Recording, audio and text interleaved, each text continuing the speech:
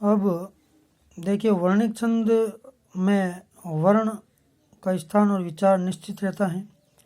कहने का तात्पर्य है कि कौन सा लघु होगा और कौन सा गुरु, इसके निर्धारण से ही पता लगता है। मात्रिक छंद में हम मात्राओं का ज्ञान रखते हैं। लघु गुरु के अनुसार मात्राओं का योग अथवा जोड़ ही निश्चित रहता है। अब लघु गुरु विचार में देखिए, लघु के बारे में मैं पहले बताया था कि लघु वर्ण कौन सा होगा।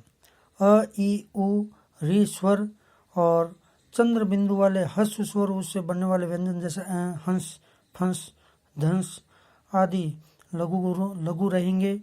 स्वराघातित स्थलों पर प्रयुक्त दीर्घ स्वर भी अपने उच्चारण के स्थान पर लघु मान लिया जाता है।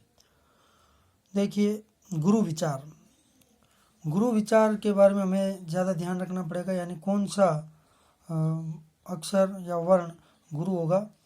सभी दीर्घ स्वर और उसके योग से बनने वाले व्यंजन दीर्घ या गुरु होते हैं, जैसे आ, ई, उ, री, ए, ऐ, औ तथा उनके मेल से बनने वाले का, की, कु, के, कई, को आदि व्यंजन और उससे बनने वाले शब्द जैसे काला, गोरा आदि गुरु कहलाएंगे।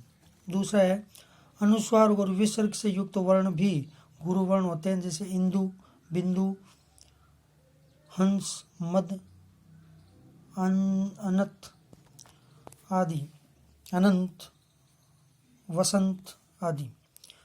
तीसरा है संयुक्त अक्षर का पूर्ववर्ती यानी पहले वाला लघु वर्ण भी द्विमात्रिक अर्थात गुरु ही माना जाता है, जैसे अग्र, पश्च, शुक्ल आदि शब्दों का जो प्रथम वर्ण है यानी ग्रह, जैसे अग्र शब्द था, अग्र में ग्रह के पहले वाला शब्द अ जो है वो दीर्घ माना जाएगा अर्थात गुरु वर्ण माना जाएगा। चौथा है संयुक्त अक्षर के पूर्ववर्ती वर्ण के उच्चारण में जहाँ बल नहीं पड़ता वह हस्व माना जाता है, दीर्घ नहीं, जैसे कुमार, कुमलाना आदि। यानी कि इसमें कु पर ज़्यादा बलाघात नहीं है, इसलिए ये लघु ही माना जाता है, दीर्घ नहीं। छंद के प्रत्येक चरण के अंत का लघु वर्ण विकल्प के अनुसार गुरु मान लिया जाता है। अब देखते हैं गण विचार। गण विचार का एक सूत्र है यह माता राज भान सलगा। इसको आप ध्यान से समझ लीजिए और इसको याद भी कर लीजिए। यानी कि गण, कुल गण 8 होते हैं और गण का सामान्य अर्थ होता है समूह, यानी 3 अक्षरों के समूह को गण कहते हैं। 3 अक्षरों के समूह को गण कहते हैं। और वर्णिक छंद के लिए गण का ज्ञान अति आवश्यक है।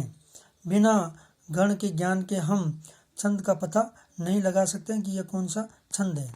तो यहाँ पर देखिए, यह माता राज भान सलगा में यह गण, म गण, त गण, र गण, ज गण, भ गण, न गण और स गण है। जो अंत में ल गा है ये जो है गुरु लघु विचार के लिए ही आगे जोड़े गए हैं। यानी यह माता राज भानस तक ये गण विचार में आते हैं और लगा शब्द जो आगे जोड़ा गया है। तो इस सूत्र में 10 अक्षर है। प्रथम 8 अक्षर गणों के सूचक संक्षिप्त अक्षर है तथा अंतिम 2 अक्षर क्रमशः लघु और गुरु को संकेतित करते हैं। अब देखिए चरण। चरण किसे कहते हैं?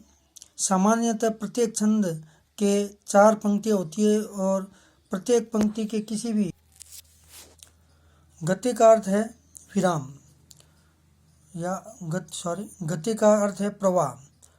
यह प्रवाह वर्णिक छंदों की अपेक्षा मात्रिक छंदों के लिए विशेष जरूरी है और मात्रिक छंदों की स्थिति उससे भिन्न है। इसमें लघु गुरु का स्थान निश्चित नहीं रहता क्योंकि वह पूरे चरण की मात्रा से ही निर्दिष्ट किए जाते हैं। जैसे चौपाई छंद को लिया जा सकता है, इसमें 16 मात्राएं होती हैं। इसका एक चरण, उसकी एक पंक्ति निम्नलिखित है बंधु गुरुपद पदम परागा। इस पंक्ति में 16 मात्राओं के साथ साथ विशेष गति अथवा प्रवाह भी है जिसके कारण इसका क्रम सही है। अब देखते हैं यति। यति का अर्थ है विराम या ठहराव।